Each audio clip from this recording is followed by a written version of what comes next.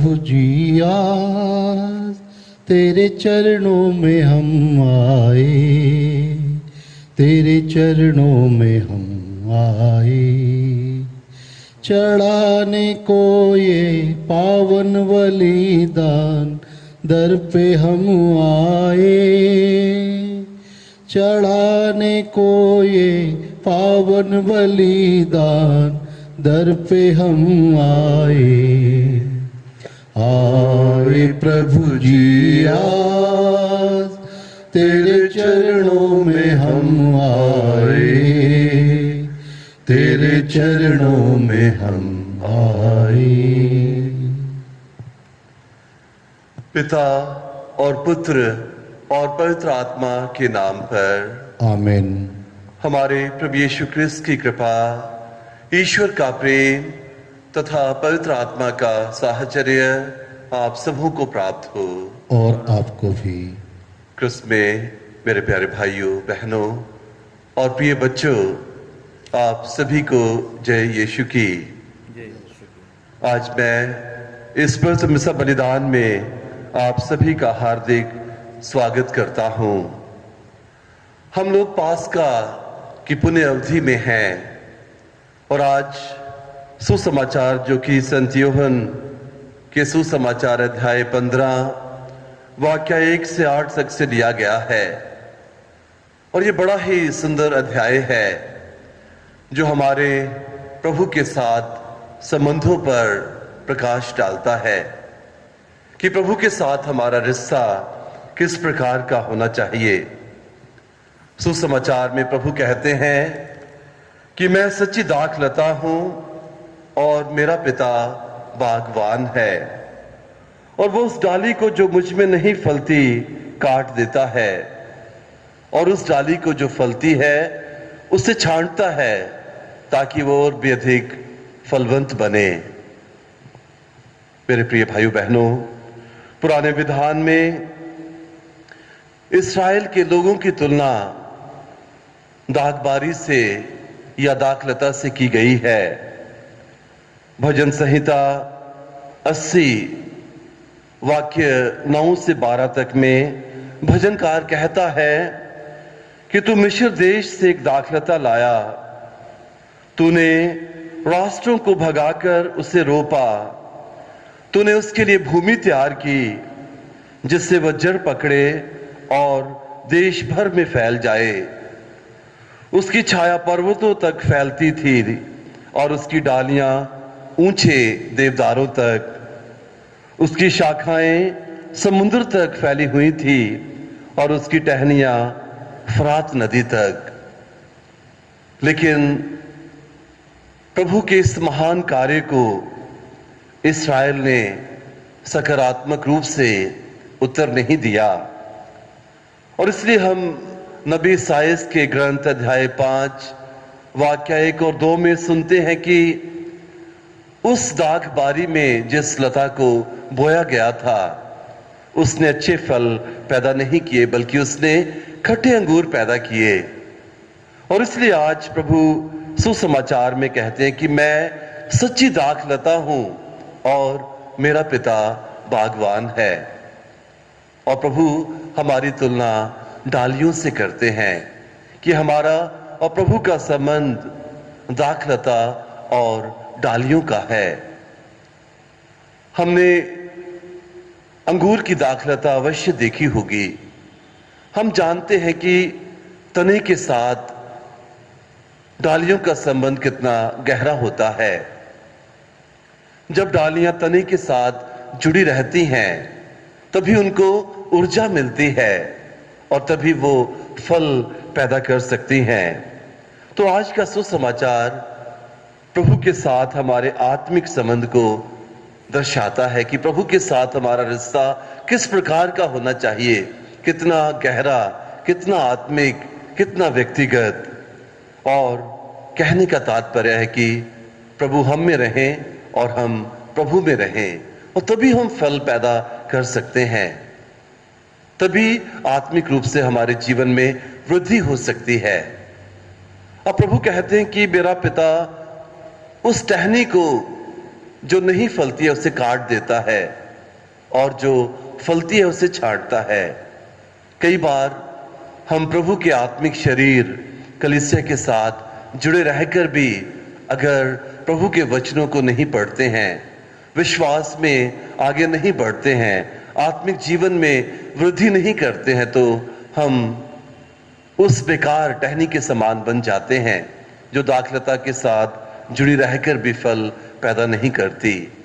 लेकिन कई बार हमारी छटाई होती है जब हमें विश्वास के कारण कठिनाइयों का, परेशानियों का, सतावटों का सामना करना पड़ता है, तो उस समय हमारा दृष्टिकोण बड़ा सकारात्मक होना चाहिए।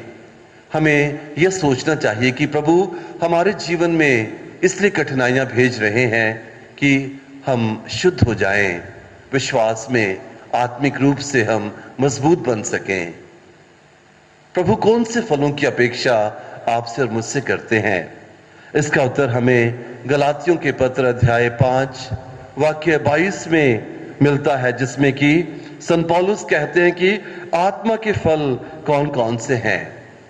आत्मा के फल हैं प्रेम, आनंद, शांति, सहनशीलता, मिलनसारिता, दयालुता, ईमानदारी, सौम्यता और संयम।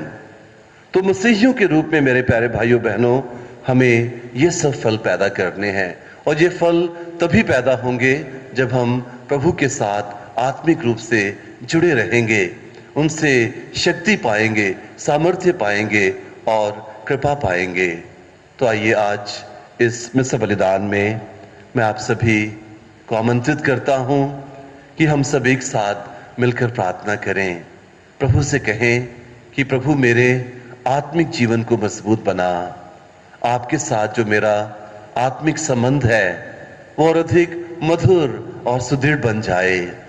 मैं हर पल, हर क्षण आपसे आत्मिक ऊर्जा पा सकूं और मैं एक सूखी टहनी नहीं बल्कि एक फलवंत टहनी बन सकूं जो बहुत सारे फल पैदा करे और उन फलों के द्वारा प्रभु आपके राज्य की महिमा हो। आइए अब हम अपने अंतःकरण की जांच करें और इस पवित्र मिस्र बलिदान में योग्य रीति से भाग लेने के लिए अपने सभी पापों के लिए प्रभु से सच्चे हृदय से क्षमा याचना करें।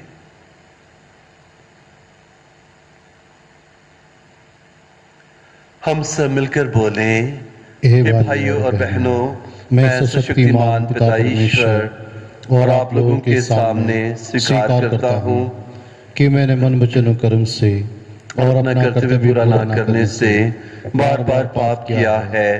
मैं अपना दोष स्वीकार करता हूँ। इसलिए मैं धन्य कुंवारी मरियम से, सब सद्दूतों, सब संतों और आप लोगों से, हे भाइयों और बहनों, विनती करता हूँ कि आप मेरे लिए प्रभु परमेश्वर से प्रार्थना करें।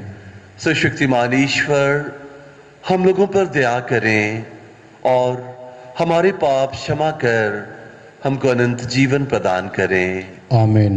हे प्रभु दया कर, हे प्रभु दया कर, हे क्रिस्त दया कर, हे क्रिस्त दया कर, हे प्रभु दया कर। हे प्रभु दया कर। हम प्रार्थना करें।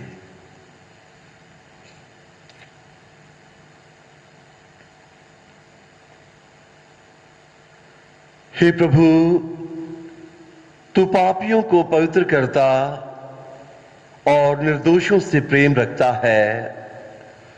तूने हमें अविश्वास के अंधकार से मुक्त कर दिया है।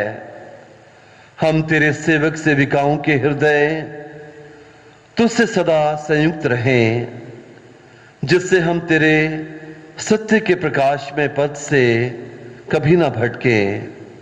यह प्रार्थना सुन हमारे प्रभु और तेरे पुत्र यीशु क्रिस्त के द्वारा, जो ईश्वर होकर तेरी तथा पवित्र आत्मा के साथ युगानुयुग जीते और राज्य करते हैं। आमीन। आमीन।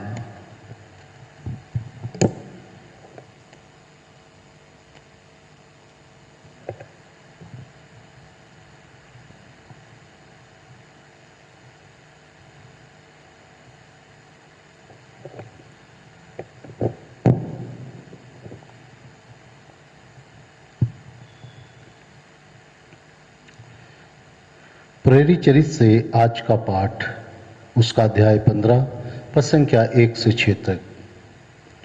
कुछ लोग यहूदिया से अंताकिया आए और भाइयों को ये शिक्षा देने लगे कि यदि मूसा से चली आई हुई प्रथा के अनुसार आप लोगों का खतना नहीं होगा तो आपको मुक्ति नहीं मिलेगी। इस विषय पर पौलुस तथा बरनबास और उन लोगों के बीच तीव्र मतभेद और वाद विवाद छिड़ गया और यह निश्चय किया गया कि पौलुस तथा बरनबास अंताकिया के कुछ लोगों के साथ यरूशलेम जाएंगे और इस समस्या पर प्रेरितों तथा पुरोहितों से परामर्श करेंगे।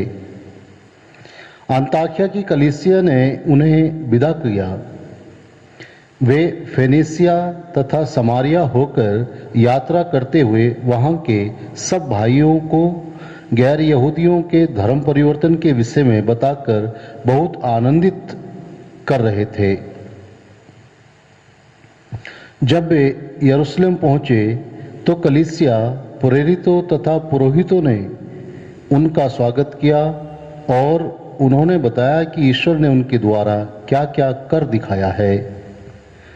फरीसी संप्रदाय के कुछ सदस्य जो विश्वासी हो गए थे उठकर कहने लगे कि ऐसे लोगों का खतना करना चाहिए और उन्हें आदेश देना चाहिए कि वे मूसा संहिता का पालन करें। प्रेरित और पुरोहित इस समस्या पर विचार करने के लिए एकत्र हुए। यह प्रभु की वाणी है। ईश्वर को धन्यवाद। भजन अनुवाक्य हालेलुया। हालेलुया। मुझे ये सुनकर कितना आनंद हुआ। आओ हम ईश्वर के मंदिर चलें। हे यरूशलेम, अब हम पहुंचे हैं, हमने तेरे फाटकों में प्रवेश किया है। अनुवाक्य हालेलुया। यहाँ इज़राइल के वंश, प्रभु के वंश आते हैं। वे ईश्वर का स्तुति गान करने आते हैं जैसा कि इज़राइल को आदेश मिला है। यहाँ न्याय के आसन संस्थापित हैं और दाऊद के वंश का सिंहासन भी। अनुवाक्य हालेलुया। जय घोष हालेलुया। प्रभु कहते हैं, तुम मुझ में रहो और मैं तुम में रहूंगा। जो मुझ में रहता है वही बहुत फलता है। हालेलुया।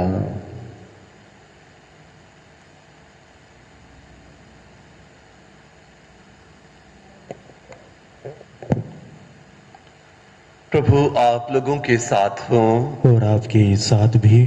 संत यूहन्ना के अनुसार पवित्र सुसमाचार। प्रभु की जय। यीशु ने अपने शिष्यों से यह कहा, मैं सच्ची दाखलता हूं और मेरा पिता बागवान है। वो उस डाली को जो मुझ में नहीं फलती काट देता है और उस डाली को जो फलती है छांटता है, जिससे वह और भी अधिक फल उत्पन्न करे। मैंने तुम लोगों को जो शिक्षा दी है उसके कारण तुम शुद्ध हो गए हो। तुम मुझ में रहो और मैं तुम में रहूंगा। जिस तरह दाखलता में रहे बिना डाली स्वयं नहीं फल सकती, उसी तरह मुझ में रहे बिना तुम भी नहीं फल सकते। मैं दाखलता हूं और तुम डालियां हो। जो मुझ में रहता है और मैं जिसमें रहता हूं वही बहुत फलता है, क्योंकि मुझसे अलग होकर तुम कुछ भी नहीं कर सकते। यदि कोई मुझ में नहीं रहता तो वो सूखी डाली की तरह फेंक दिया जाता है। लोग ऐसी डालियां बटोर लेते हैं और आग में झोंक कर जला देते हैं। यदि तुम मुझ में रहो और तुम में मेरी शिक्षा बनी रहे तो तुम जो चाहो मांगो वो तुम्हें दिया जाएगा। मेरे पिता की महिमा इससे प्रकट होगी कि तुम लोग बहुत फल उत्पन्न करो और मेरे शिष्य बने रहो।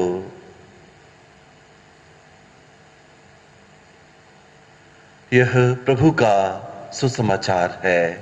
क्रिस्त क्रिस्त की जय।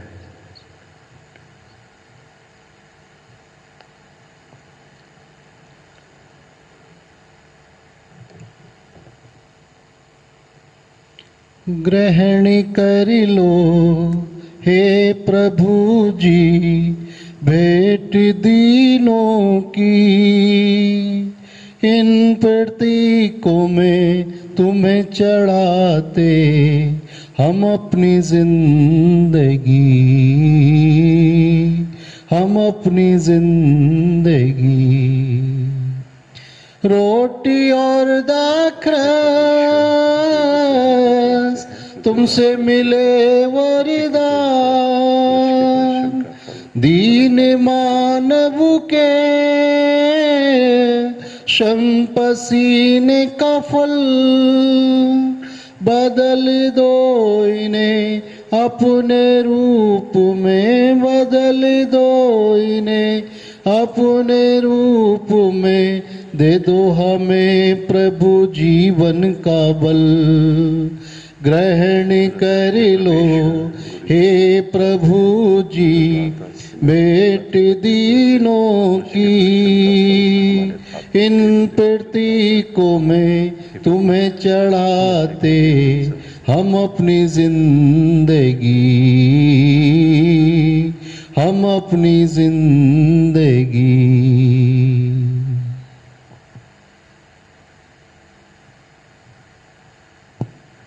भाइयों और बहनों, प्रार्थना कीजिए कि सर्वशक्तिमान ईश्वर मेरा और आप लोगों का यह बलिदान ग्रहण करें। प्रभु अपने नाम की स्तुति तथा महिमा के लिए और हमारे तथा अपने समस्त पवित्र कलीसिया के लाभ के लिए आपके हाथों से यह बलिदान ग्रहण करें।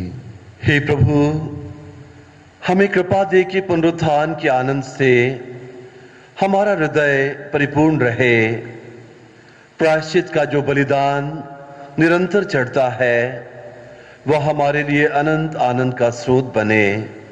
यह कृपा कर हमारे प्रभु क्रिस्त के द्वारा। आमीन। प्रभु आप लोगों के साथ हों और आपके साथ भी। प्रभु में मन लगाइए। हम प्रभु में मन लगाए हुए हैं। हम अपने प्रभु ईश्वर को धन्यवाद दें। यह उचित और आवश्यक है। हे पूज्य पिता, यह परम उचित है, हमारा कर्तव्य तथा कल्याण है कि हम प्रतिदिन और विशेष करके इस अवसर पर अधिक समारोह के साथ तेरा गुणगान करें। जब ख्रीस्त हमारे पास्का का मेमना बलि चढ़ाए गए हैं, इन्होंने अपना शरीर अर्पित करके प्राचीन बलिदानों को क्रूस के बलिदान में पूर्ण बनाया। ये स्वयं पुरोहित, वेदी और बलि बनकर हमारी मुक्ति के लिए अपने को तुझे समर्पित करते हैं।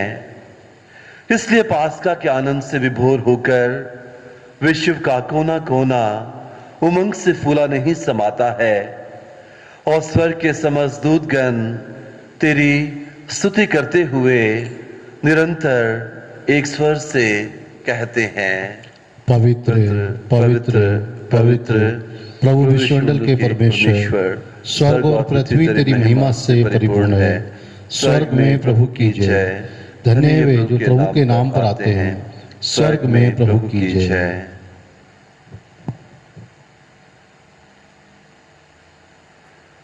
हे परमपिता, तू वास्तव में पवित्र है, सारी पवित्रता का स्रोत है। हम तुझसे निवेदन करते हैं कि ये उपहार अपनी आत्मा के संस्पर्श से पवित्र कर दे, कि हमारे प्रभु यीशु क्रिस्त का शरीर तथा रक्त बन जाएं। जिस रात को यीशु स्वेच्छा से मृत्यु के लिए सौंपे गए, उन्होंने रोटी ली, तुझे धन्यवाद दिया और रोटी तोड़कर उसे अपने शिष्यों को देते हुए कहा, तुम सब इसे लो और खाओ। यह मेरा शरीर है जो तुम्हारे लिए बलि चढ़ाया जाएगा।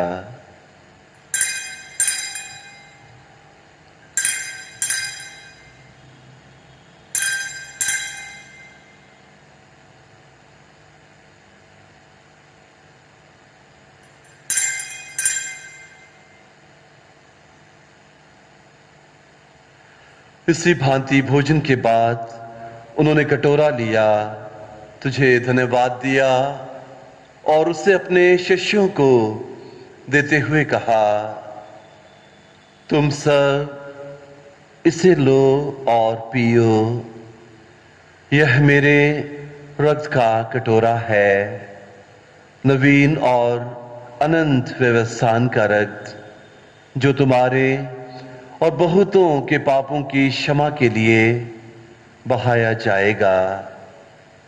तुम मेरी स्मृति में यह किया करो।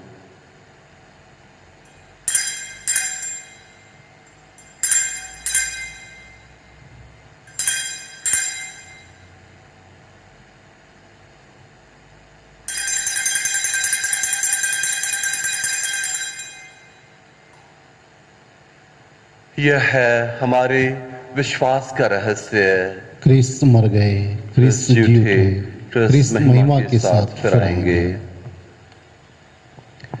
हे परमपिता, यह आज्ञा मानकर हम अपने प्रभु की मृत्यु और पुनरुत्थान की स्मृति में तुझे जीवन की रोटी और मुक्ति का कटोरा चढ़ाते हैं।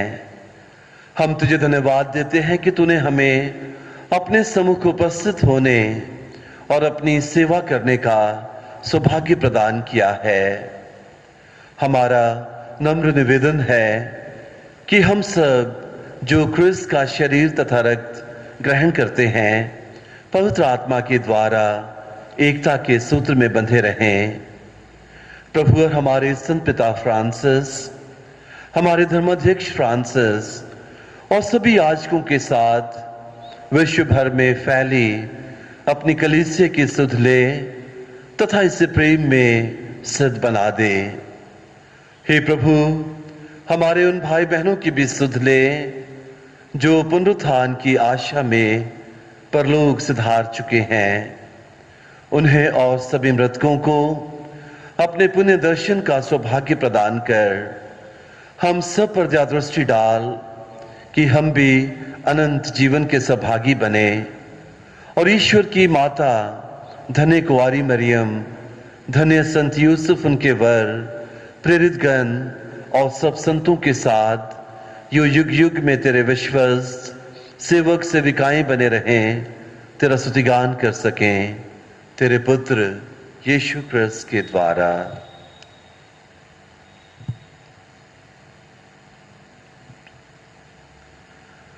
इन्हीं प्रभु क्रिस्त के द्वारा, इन्हीं के साथ और इन्हीं में हे सुशक्तिमान पिता ईश्वर, पवित्र आत्मा के साथ तुझे समादर तथा महिमा युगानुयुग मिलती रहती है। आमीन। आमीन।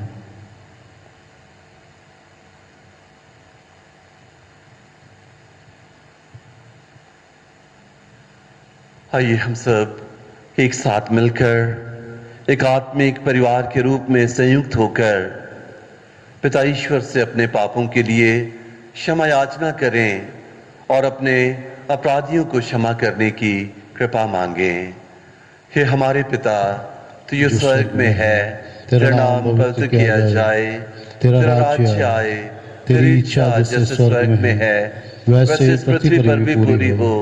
हमारा प्रतिदिन का आहार आज हमें दे और हमारे अपराध हमें क्षमा कर, जैसे हम भी अपने अपराधियों को क्षमा करते हैं, और हमें परीक्षा में न डाल परंतु बुराई से बचा। हे प्रभु, हम तुझसे प्रार्थना करते हैं, सभी बुराइयों से हमें बचा और इस जीवन में हमें कृपा पूर्वक शांति प्रदान कर।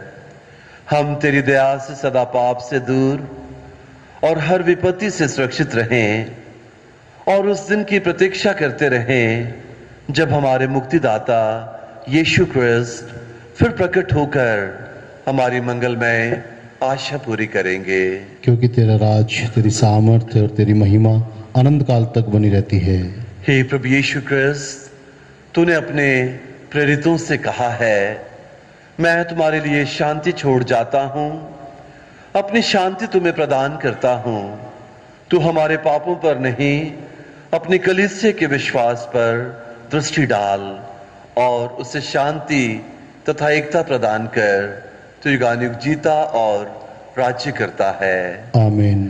प्रभु की शांति सदा आप लोगों के साथ रहे। और आपके साथ भी। हम परस्पर प्रेम भाव रखें। इसकी शांति, इसकी शांति। हे ईश्वर के मेमने जो संसार के पाप हर लेता है, हम पर दया कर। हे ईश्वर के मेमने जो संसार के पाप हर लेता है, हम पर दया कर। हे ईश्वर के मेमने जो संसार के पाप हर लेता है, हमें शांति प्रदान कर। हे प्रभु यीशु ख्रिस्त, मैं तेरा शरीर तथा ग्रहण करूं।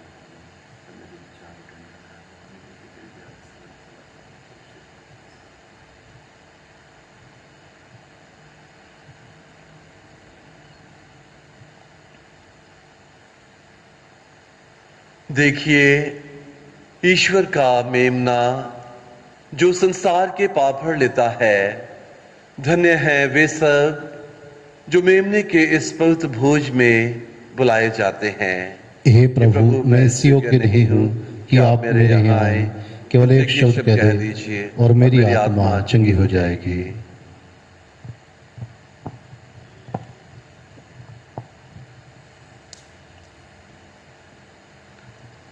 उसका शरीर तथा जीवन के लिए मेरी रक्षा करता रहे। हे मेरे यीशु, मैं विश्वास करता हूँ कि आप इस महान एवं पवित्र संस्कार में उपस्थित हैं। मैं आपको सब कुछ से अधिक प्यार करता हूँ और मैं अपनी आत्मा में आपको ग्रहण करना चाहता हूँ, क्योंकि इस समय में सांस्कारिक रूप से ग्रहण नहीं कर सकता हूँ। आप आत्मिक रूप से मेरे हृदय में आइए। मैं आपको गले से लगाता हूँ, जैसे कि आप पहले से ही यहाँ हैं, और मैं अपने आप को पूर्ण रूप से आपसे संयुक्त करता हूँ। मुझे कभी भी अपने से अलग नहीं होने दीजिए। आमीन।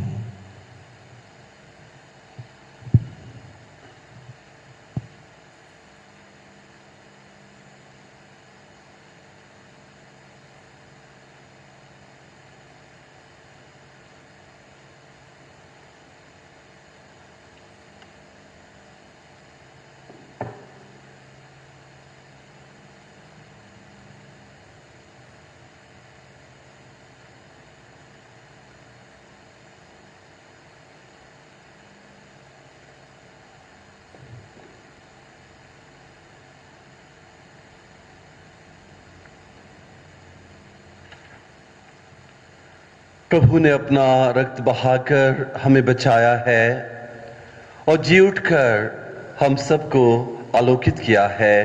हालेलुया। हम प्रार्थना करें। हे प्रभु, हमने तुझे उपहार चढ़ाए हैं और बदले में तूने हमें मुक्तिदायक भोजन से तृप्त कर दिया है। हमारी प्रार्थना दयापूर्वक सुन ले। यह पावन संस्कार इस लोक में हमें सभी आवश्यक कृपाएं और परलोक में अनंत सुख दिलाए, हमारे प्रभु क्रिस्त के द्वारा। आमीन। प्रभु आप लोगों के साथ हों और आपके साथ भी। सुशक्तिमान ईश्वर पिता और पुत्र और पवित्र आत्मा आप सभी को अपना आशीर्वाद प्रदान करें। आमीन। आप लोग विदा लें। ख्रीस्त के प्रेम और सेवा में अपना जीवन बिताएं। ईश्वर को धन्यवाद।